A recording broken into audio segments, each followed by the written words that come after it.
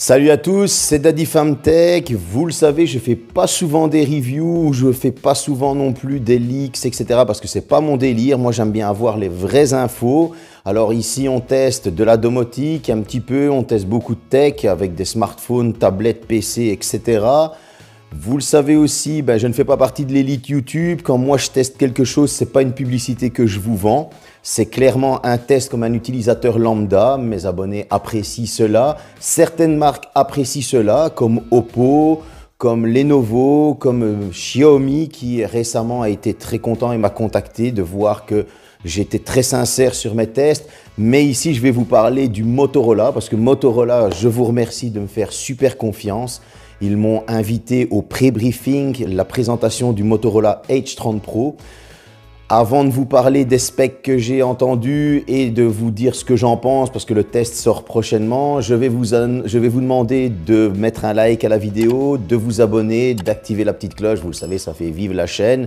J'en ai besoin. C'est comme ça que je pourrai vous présenter toujours et encore des tests toujours aussi sincères et toujours mieux, en m'améliorant forcément.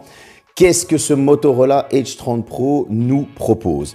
Alors, il a un design qui est un mix entre la gamme H20 et la gamme G. C'est franchement un bon mélange. Franchement, c'est un mélange qui est assez classique et qui porte bien, vraiment.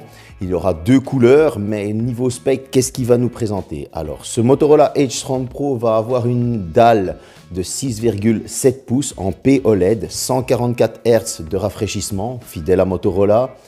Qu'est-ce que c'est que le POLED, pardon?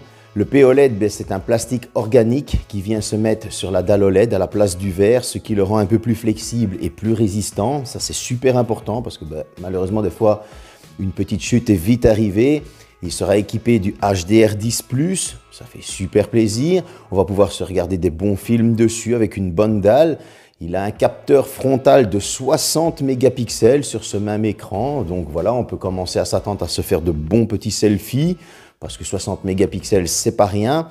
Motorola m'a peut-être écouté dans mes dernières vidéos lorsque je teste leur smartphone.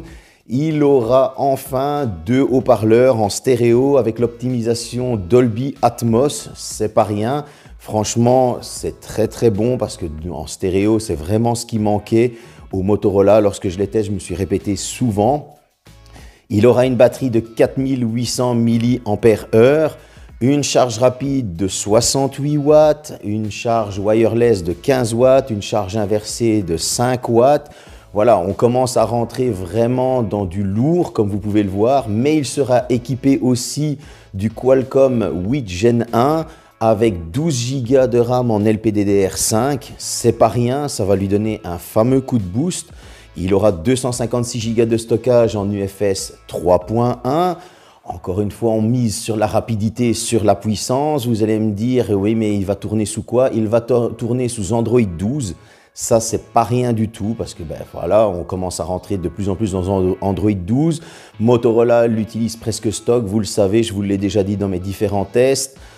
C'est une petite surcouche Motorola, mais en tout cas, ça fait super plaisir d'avoir cet Android stock, ce qui permet de manger moins aussi de ressources lorsqu'on fait des AnTuTu Bench, lorsqu'on l'utilise en jeu, etc. Alors vous allez me dire aussi, oui, mais qu'est-ce qu'il propose d'autre? Il aura du Wi-Fi 6E, il aura du Bluetooth 5.2, mais vous attendez aussi que je vous parle un petit peu de la photo. Au niveau de la photo, comme vous avez entendu, le capteur frontal 60 mégapixels va être accompagné de 3 capteurs arrière. Il n'y en a que 3, mais ils sont super intéressants. Le premier est un 2 mégapixels pour tout ce qui est profondeur, mais le deuxième capteur, c'est un 50 mégapixels ultra grand angle et qui fait aussi macro.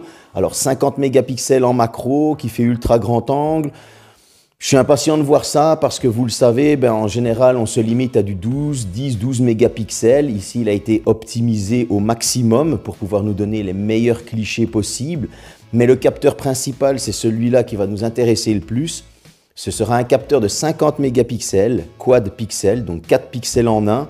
Il sera stabilisé mécaniquement, numériquement, mais le plus important, c'est qu'il sera en téléobjectif omnidirectionnel. Donc, il est monté sur différents pivots. Vous pouvez voir aussi que ça défile les images à quoi il va ressembler, ce Motorola.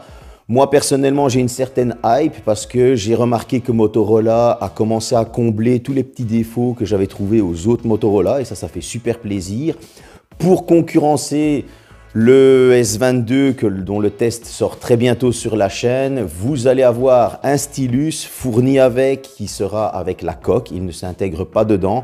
Moi, j'ai trouvé ça plus intéressant que le stylus qui s'intègre, que le S Pen qui s'intègre dans le S22. Pourquoi? Parce que le S Pen qui s'intègre dans le S22, je le trouve trop petit et jamais utilisé sur mon S21 Ultra, le S Pen de ma Tab S7 Plus. Donc voilà, moi je trouve ça beaucoup plus intéressant. Le stylus se met dans la coque. Lorsque vous fermez la coque, on vous donne différentes infos. Franchement, jusque-là, Motorola essaye de combler un maximum les vides qu'ils avaient. On sent vraiment leur envie de revenir en force sur le marché. Vous le savez, je vous ai déjà parlé des objectifs de Motorola. Et là, vraiment, ils sont en train de mettre tout en œuvre pour pouvoir y arriver. Je trouve sincèrement qu'ils sont vraiment dans une gamme de prix plus que raisonnable. Parce que quand on entend toutes les specs que ce téléphone va sortir, il sera affiché au prix de 799 €, 799 pour mes amis français. Je trouve que c'est un prix assez contenu quand on voit les specs qu'il nous sort. Le test va sortir bientôt. Je vais vous faire une seconde petite vidéo concernant les Oppo Find X5 parce que je vais regarder aussi la conférence. J'ai été invité par Oppo. Voilà, j'espère que cette vidéo vous a donné plus d'infos sur ce Motorola H30 Pro. N'hésitez pas à me mettre dans les commentaires ce que vous en pensez. Ça fait toujours plaisir. Merci encore une fois de vous abonner, de me suivre. À la prochaine vidéo.